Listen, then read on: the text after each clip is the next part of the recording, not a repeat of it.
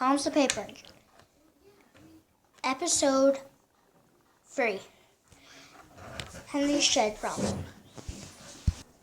Henry had been having to keep out of his shed. There was a mysterious engine in it. But one day, Henry decided to get that engine out. All right, you've had your fun, now get out. Who are you? I'm Percy. I don't have a railway on, so I just skip railways all the time. Well, I'll have to tell Scrap and Pat you're here. No, are you crazy? You get rid of me or scrap me. Well, I'll have to know. Fine. Hello, sir. I found this engine. Hi. Can we keep him? We have been desperate of a new one. Well, we have been.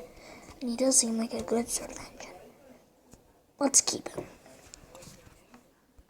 Later, Thomas found out about the little green engine and became friends.